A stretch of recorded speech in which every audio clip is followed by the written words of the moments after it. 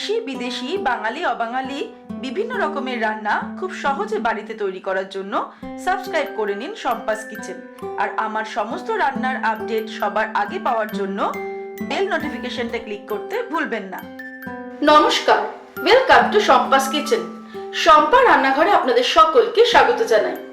আজকে আমি তৈরি করব পনিরের ফাটাফাটি একটা রেসিপি, পনির চটপটা।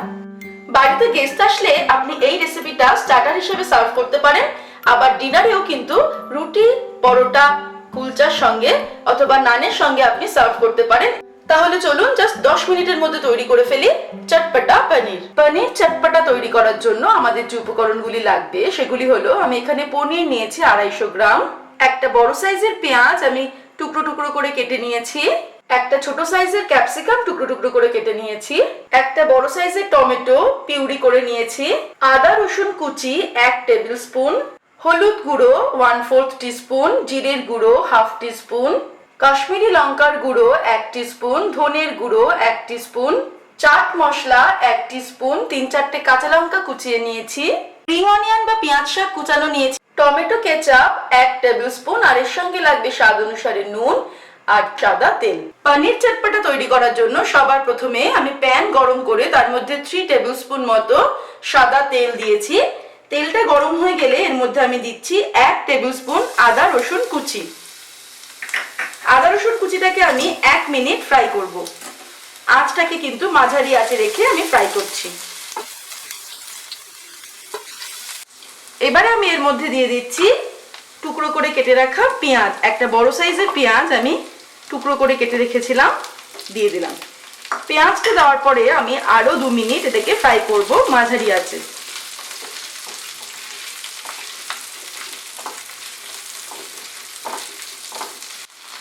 এবারে আমি এর মধ্যে দিয়ে দেব জিরের গুঁড়ো 1/2 টিস্পুন, আঁচটাকে একদম কমিয়ে নিয়ে আমি মশলাগুলো দিচ্ছি। 1/4 টিস্পুন হলুদ গুঁড়ো, ধনের গুঁড়ো 1 teaspoon, Kashmiri red chilli powder 1 teaspoon, chaat masala 1 teaspoon.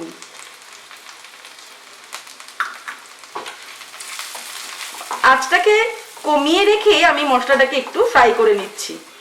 1 minute আমি ফ্রাই করে নেব।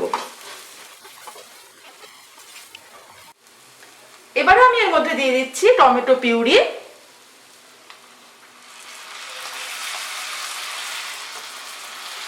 টমেটো পিউরিটা দিয়ে ভালো করে মশলার সঙ্গে মিশিয়ে নিচ্ছি।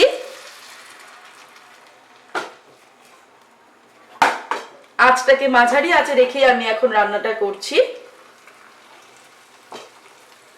এবারে এটাকে আমি ভালো করে মিশিয়ে নেওয়ার পর ঢেকে দেব 2 মিনিটের জন্য।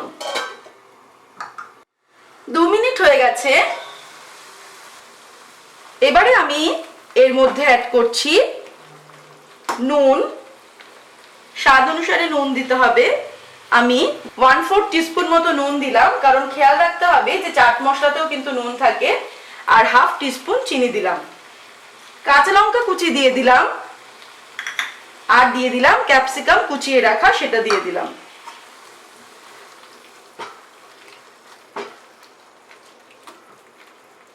টমেটো কেচাপ দেব।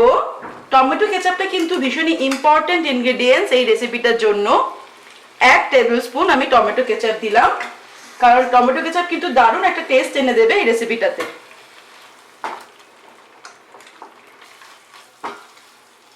এবারে আমি অ্যাড করে দিচ্ছি টুকরো করে কেটে রাখা পনির।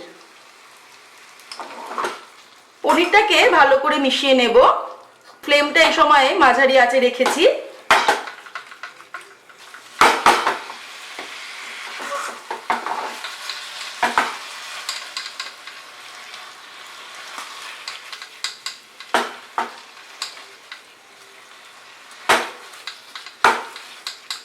ভালো করে মিশিয়ে নিয়ে আঁচটাকে আমি একদম কমিয়ে দিয়ে 3 মিনিটের জন্য এটাকে ঢেকে দেব।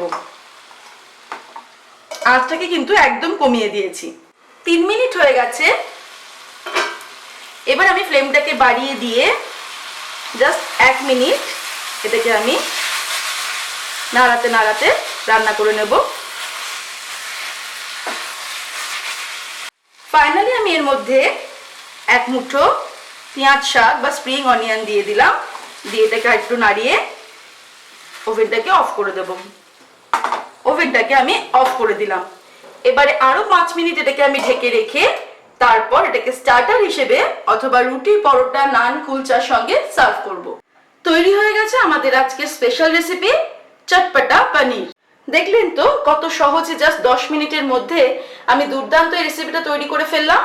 রেসিপিটা কেমন লাগলো আমাকে কিন্তু কমেন্ট সেকশনে কমেন্ট করে জানাতে ভুলবেন না। সুস্থ থাকবেন, ভালো থাকবেন। আমি আবার হাজির হব নতুন নতুন রেসিপির সঙ্গে। নমস্কার।